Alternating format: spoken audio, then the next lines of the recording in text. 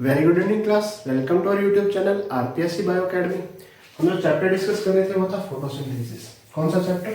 Photosynthesis. Photosynthesis में हम जो अगला टॉपिक डिस्कस करेंगे वो है photophosphorylation. Photophosphorylation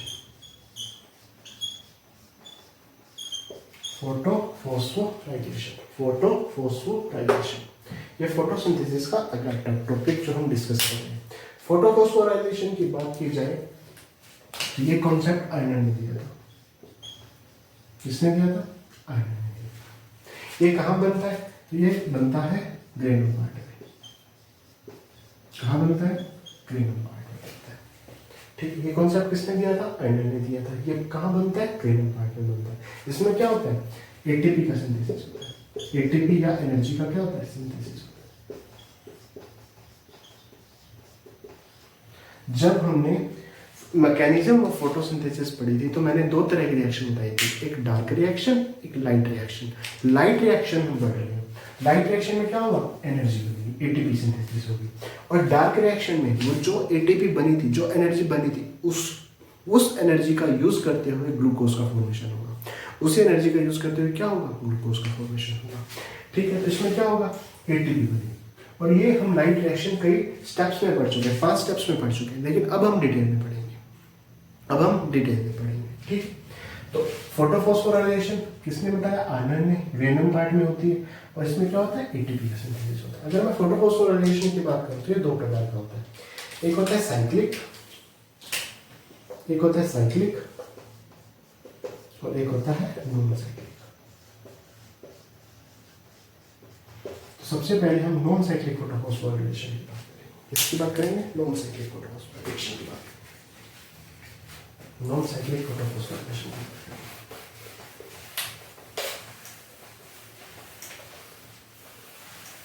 non cyclic photophosphorylation की बात करेंगे।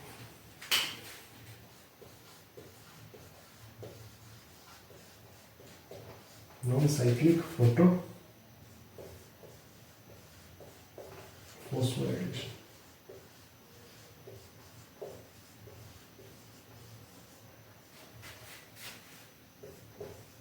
नॉन साइक्लिक फोटोफॉस्फोराइलेशन इसकी बात करें। नॉन साइक्लिक फोटोफॉस्फोराइलेशन की बात करेंगे। आइए इसकी बात करते हैं। तो सबसे पहले अगर मैं नॉन साइक्लिक फोटोफॉस्फोराइलेशन की बात करूं, ठीक है, इसमें जो इलेक्ट्रॉन है वो रिएक्शन सेंटर में वापस नहीं आ पाता। सेंटर में वापस नहीं आ पाता। ठीक है, और ये एक जेट स्कीम का फॉर्मेशन करता है। कौन सी स्कीम बनाता है? जेट स्कीम बनाता है। कौन सी स्कीम बनाता है? जेट स्कीम बनाता है। इसमें फोटो सिस्टम 1 और फोटो सिस्टम 2 दोनों पार्ट लेते हैं। ठीक है, इसमें क्या होता है? फोटोलिसिस होता है।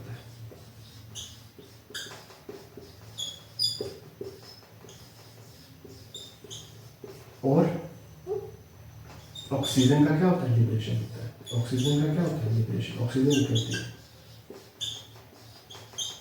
इसमें इलेक्ट्रॉन रिएक्शन सेंटर में वापस नहीं आ पाता। जेड स्कीम होती है। PS1 और PS2 दोनों काम करते हैं। फोटो सिस्टम 1 और फोटो सिस्टम 2 दोनों काम करते हैं। फोटोलाइसिस ऑफ वाटर होता है और ऑक्सीजन का लिबरेशन भी होता है। ऑक्सीजन बाहर निकलती है। इसे हम डिटेल में पढ़ते हैं।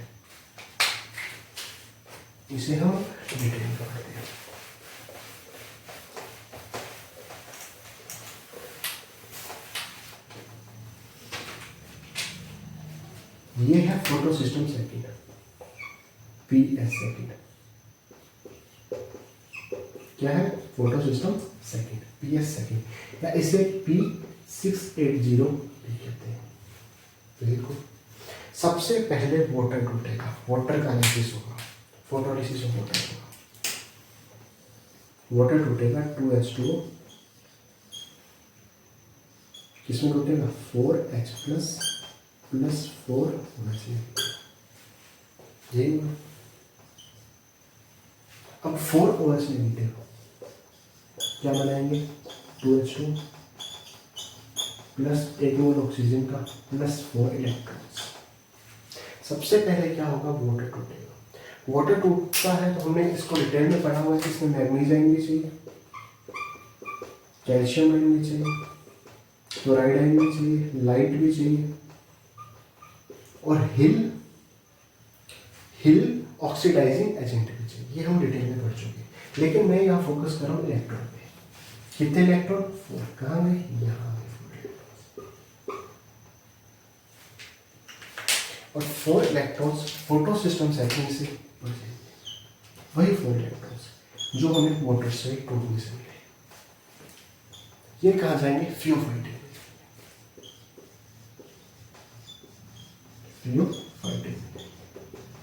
तो पीएस सेकंड का पहला इलेक्ट्रॉन एक्सेप्टर कौन है? फियोफाइटिन। पीएस सेकंड का पहला इलेक्ट्रॉन एक्सेप्टर कौन है? फियोफाइटिन। फियोफाइटिन से जाएंगे प्लास्टोक्यूनोन में, पीक्यू में, प्लास्टोक्यूनोन।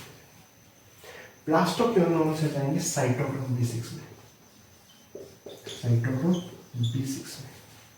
साइटोक्रोम B6 से जाएंगे साइटोक्रोम F में, साइटोक्रोम F में। साइटोक्रोम F से जाएंगे प्लास्टोसाइनिन में,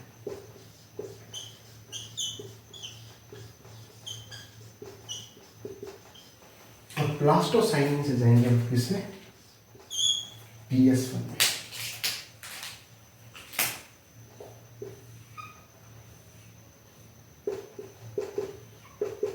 जिसे हम कहते हैं P700। ये वही 4 इलेक्ट्रॉन होंगे जो 4 इलेक्ट्रॉन कहाँ से निकले थे? वाटर से। वही 4 इलेक्ट्रॉन।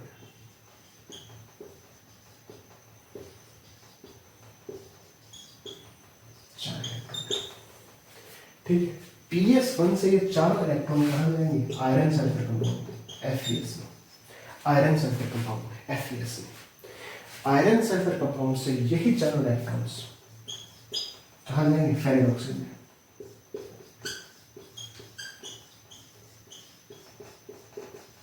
फेरेडॉक्सिन। और फेरेडॉक्सिन में क्या होगा? Ferredoxin reductase,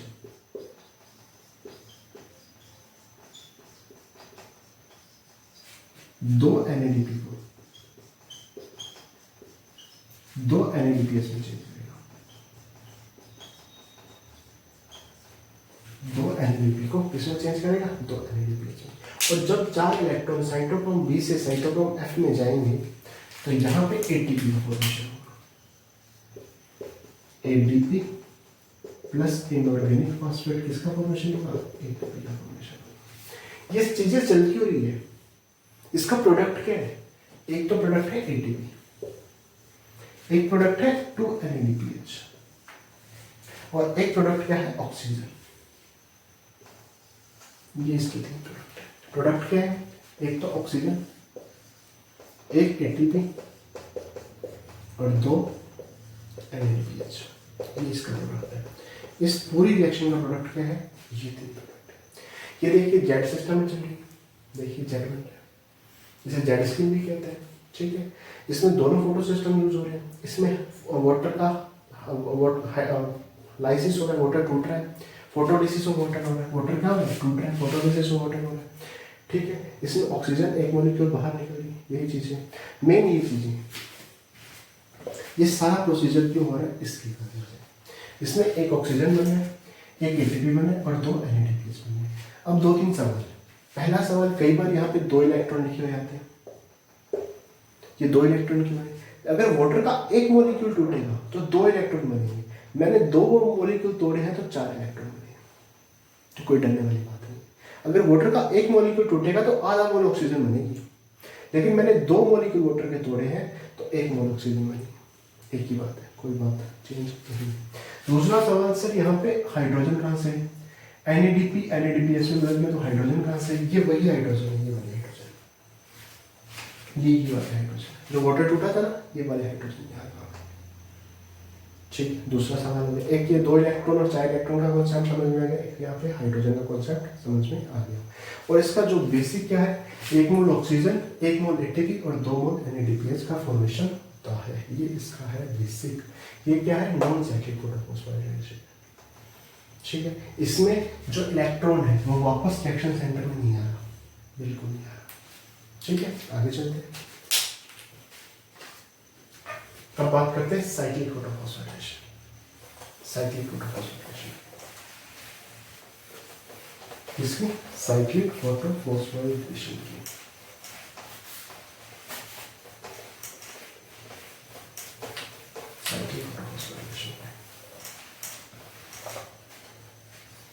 cyclic photophosphorylation PS1 से शुरू होता है।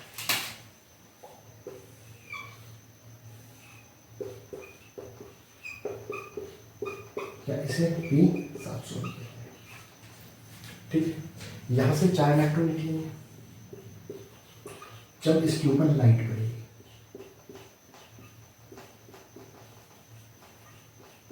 लाइट पड़ेगी, ये 4 इलेक्ट्रॉन आयरन सल्फर कंपाउंड के पास है, FeS के पास है। आयरन सल्फर से कहाँ जाएंगे, फेरिडोक्सिन में।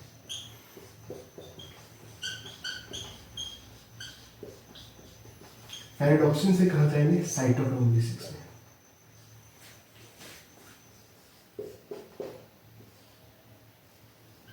साइटोक्रोम B6 में, साइटोक्रोम B6 से साइटोक्रोम F में, साइटोक्रोम F में। साइटोक्रोम F से कहाँ जाएंगे, प्लास्टोसाइनिन में।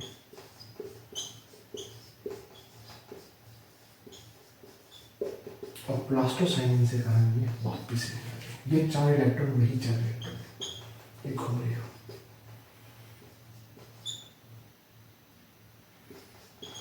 ये वही 4 इलेक्ट्रॉन है। इसे कहते हैं साइक्लिक फोटोफॉस्फोराइलेशन, क्योंकि एक साइकिल बन गया। ठीक है, इसका प्रोडक्ट क्या है, इसका प्रोडक्ट क्या है। एक तो जब फेरिडोक्सिन से साइटोक्रोम B6 में ये 4 इलेक्ट्रॉन जाएंगे तो यह ATP का फॉर्मेशन होगा।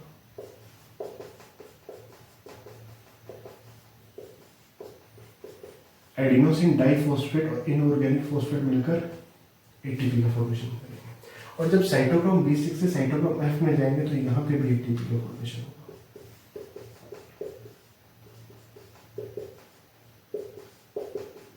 यहाँ पे भी किसका फॉर्मेशन होगा, ATP का। यहाँ 2 मोल ATP बन जाएगा।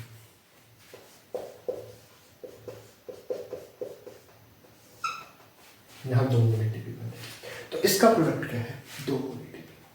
क्या इसमें ऑक्सीजन का बन रही है, नहीं बन रही। क्या यहाँ पे वाटर का लिसिस हो रहा है, वाटर का लिसिस हो रहा है, नहीं हो रहा। पानी यहाँ पे नहीं टूट रहा। ठीक है, क्या जो इलेक्ट्रॉन है वो वापस फोटो सिस्टम में आ रहा है, बिल्कुल आ रहा है। देख लीजिए, इलेक्ट्रॉन वापस फोटो सिस्टम में आ रहे हैं। ये कैसा था, ये साइक्लिक फोटोफॉस्फोराइलेशन था। ठीक, अब हम साइक्लिक और नॉन साइक्लिक में डिफरेंस देखते हैं। साइक्लिक और नॉन साइक्लिक में डिफरेंस देखते हैं। साइक्लिक फोटोफॉस्फोराइलेशन और नॉन साइक्लिक फोटोफॉस्फोराइलेशन में डिफरेंस देखते हैं।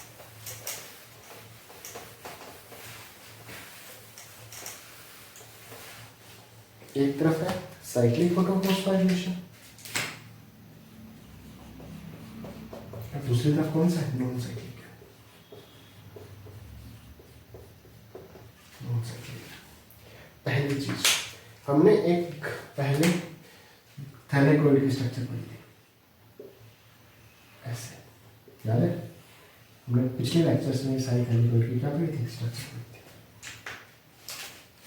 और इसे हमने कहा था स्ट्रोमा लेवल। PS1 यहाँ पे है और PS2 भी यहीं पे है। यहाँ पे केवल PS1 है, ये हम डिटेल में पढ़ चुके हैं। साइक्लिक में क्या होता है, केवल PS1 ही काम करता है।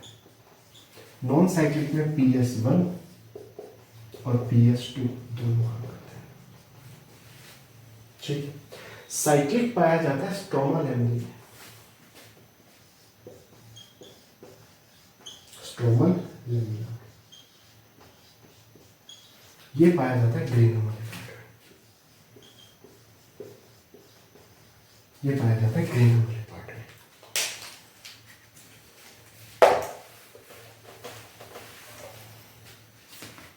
इसमें इलेक्ट्रॉन वापस रिएक्शन सेंटर में आते हैं। इसमें इलेक्ट्रॉन वापस रिएक्शन सेंटर में नहीं आ पाते, इसीलिए ये जेड स्कीम में आता है।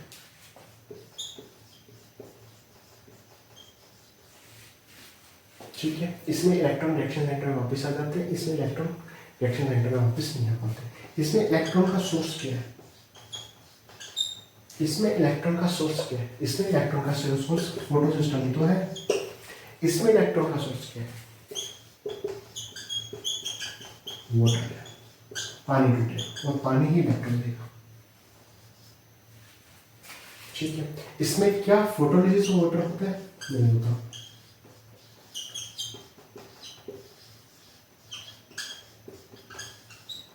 नहीं होता, यहाँ होता है। ठीक है, क्या इसमें ऑक्सीजन लिबरेशन होती है? ऑक्सीजन बाहर निकलती है? बिल्कुल नहीं, यहाँ निकलती है, यहाँ निकलती है। ठीक है, एक हमने पढ़ा था DCMU, ये हमने पढ़ा था DCMU, dichlorophenol dimethyl urea. Dichlorophenol, di ये हम पढ़ चुके हैं, क्लोरोफिनोल डाईमेथिल यूरिया, ये हम डिटेल में पढ़ चुके हैं। ये क्या करता है? इनहिबिटर है। ये पीएस सेकंड को इनहिबिट कर देता है, पीएस सेकंड को संदमित कर देता है, पीएस सेकंड को रोक देता है। ठीक है, क्या डीसीएमयू का यहां कोई प्रभाव पड़ेगा? नहीं पड़ेगा, लेकिन ये तो सेंसिटिव है डीसीएमयू का।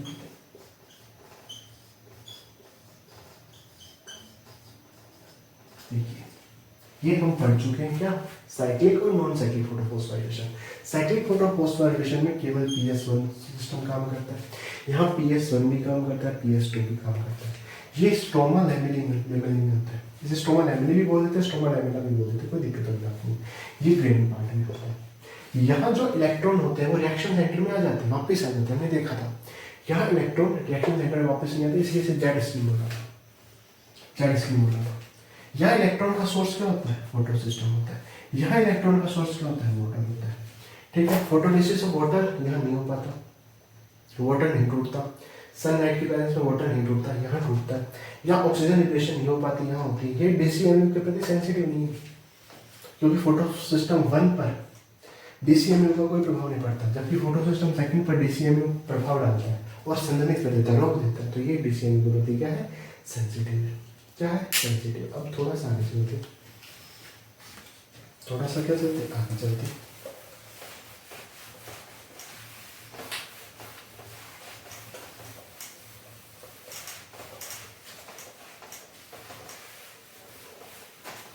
थोड़ा सा मैं अभी चल रहा हूँ, थोड़ा सा देखिए। अब जो बात करूंगा वो जो टॉपिक पढ़ा दी गया है उसी के ऊपर बात होगी। मान लीजिए कोई फोटो सिस्टम है, वाटर सिस्टम, यहाँ वाटर का लिसिस हुआ था, क्या बनी थी? ऑक्सीजन बनी। मैं पूरी रिएक्शन नहीं लिख रहा, सिर्फ ऑक्सीजन को दिखा रहा हूं। जैसे इस फोटो सिस्टम पर लाइट गिरेगी,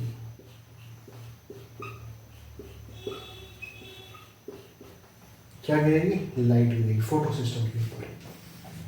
ठीक है, तो इलेक्ट्रॉन यहां से मूवमेंट करेंगे, वाटर का फोटोलिसिस होगा, ऑक्सीजन बाहर निकलेगी, ऑक्सीजन बाहर निकलेगी। मैं बात कर रहा हूं कि जो लाइट गिरती है वो किस रूप में गिरती है? क्वांटा के रूप में गिरती है।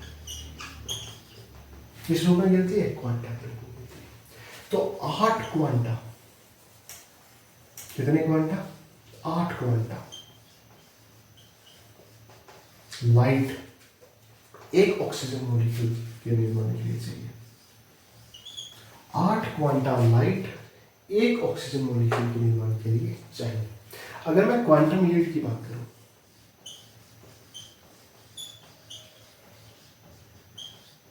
क्वांटम यील्ड क्या होता है सर? क्वांटम यील्ड ये होता है कि एक क्वांटा लाइट की कितनी प्रोडक्शन है, एक क्वांटम लाइट की, एक क्वांटा लाइट की क्या प्रोडक्शन है। अगर 8 क्वांटा की एक ऑक्सीजन निकलती है तो एक क्वांटा की कितनी ऑक्सीजन निकलेगी? 1/8 ऑक्सीजन, 1/8 ऑक्सीजन। तो क्वांटम यील्ड कितनी आ गई? 1/8 आ गई। क्वांटम यील्ड कितनी आ गई? 1/8 आ गई। तो 8 क्वांटा से एक ऑक्सीजन बाहर निकलती है, तो क्वांटम यील्ड कितनी आ गई? 1/8। एक क्वांटा से 1/8 ऑक्सीजन का मॉलिक्यूल बाहर निकलेगा। ये बात समझ में आ गई। अब हम ग्लूकोज एक रिएक्शन पढ़ी थी, क्या पढ़ी थी? रिएक्शन इस वक्त लिख देता हूँ। हमने रिएक्शन पढ़ी थी 6CO2 प्लस 6H2 क्या बनाते हैं? ग्लूकोज बनाते हैं। C6 ये बने था C6H12O6 प्लस 6O2। एक ग्लूकोज के फॉर्मेशन, एक ऑक्सीजन के फॉर्मेशन के लिए, एक ऑक्सीजन के फॉर्मेशन के लिए 8 क्वांटा लाइट चाहिए। एक ऑक्सीजन के फॉर्मेशन के लिए 8 क्वांटा लाइट चाहिए। लेकिन एक ग्लूकोज के फॉर्मेशन के लिए कितनी लाइट की जरूरत होती है? एक ऑक्सीजन के लिए तो 8 चाहिए, ऑक्सीजन बन रहे हैं 6, तो 6 ऑक्सीजन बनेंगे तो एक ग्लूकोज बनेगा, तो जिसको 6 से गुणा करना पड़ेगा, तो 48 क्वांटा लाइट चाहिए। ये हुई बात, इस चीज पे लेके आते हैं कि एक मोल ग्लूकोज बनाने के लिए कितनी लाइट की जरूरत होती है? 48 क्वांटा लाइट की जरूरत होती है। क्वांटम हीट कितनी आएगी? 1/8। सीधा पेपर सवाल आ जाता है कि क्वांटम हीट कितनी होती है, तो 1/8 होती है, क्योंकि एक क्वांटा 1/8 ऑक्सीजन का मॉलिक्यूल बाहर निकलता है। ये आ गई क्वांटम हीट या क्वांटम, कितनी क्वांटा की लाइट की हमें जरूरत होती है। थोड़ा सा आगे चलते हैं। अभी हम साइक्लिक और नॉन साइक्लिक फोटोफॉस्फोराइलेशन पढ़ के आएंगे। साइक्लिक और नॉन साइक्लिक फोटोफॉस्फोराइलेशन पढ़ के आएंगे। क्या पढ़ के आएंगे?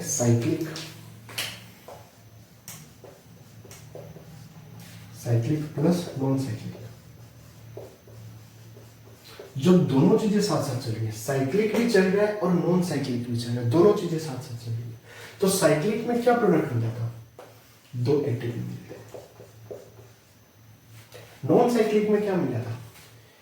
1 एटीपी प्लस 2 NADPH, यही मिले थे। और ये अंतर भी है कि साइक्लिक में हमें 2 एटीपी की प्रोडक्शन होती है, नॉन साइक्लिक में 1 एटीपी बनता है और 2 NADPH बनते हैं। बिल्कुल। और क्या बनाता है नॉन साइक्लिक में? 1 मोल ऑक्सीजन बनी। बिल्कुल, 1 मोल क्या बनी थी? ऑक्सीजन। मैं सीधी बात करूं तो 1 मोल ऑक्सीजन के लिए क्या चाहिए? 3 एटीपी प्लस 2 NADPH। इतनी एनर्जी रिक्वायरमेंट है 1 मोल ऑक्सीजन बनाने के लिए। 1 मोल ऑक्सीजन बनाने के लिए क्या चाहिए? 3 एटीपी चाहिए और 2 NADPH चाहिए। बिल्कुल। लेकिन हमने जब फोटोसिंथेसिस की रिएक्शन पढ़ी, 6CO2 प्लस 6H2 क्या देते हैं? C6H12O6 plus 6O2। मैं सीधा सवाल बोल रहा हूं कि ग्लूकोज का एक मॉलिक्यूल बनाने के लिए कितनी एनर्जी की रिक्वायरमेंट है? ग्लूकोज का एक मॉलिक्यूल बनाने के लिए कितनी एनर्जी की रिक्वायरमेंट है? जब ऑक्सीजन के 6 मॉलिक्यूल बनेंगे तब ग्लूकोज का एक मॉलिक्यूल बनेगा। और 1 मोल ऑक्सीजन बनाने के लिए कितनी एनर्जी चाहिए? इतनी एनर्जी चाहिए। तो 1 मोल ग्लूकोज बनाने के लिए इनको 6 से गुणा करना पड़ेगा। सवाल है कि 1 मोल ग्लूकोज बनाने के लिए कितनी एनर्जी चाहिए? तो चाहिए 6 के 18 एटीपी। इसको अलग पेन से कर लेते हैं।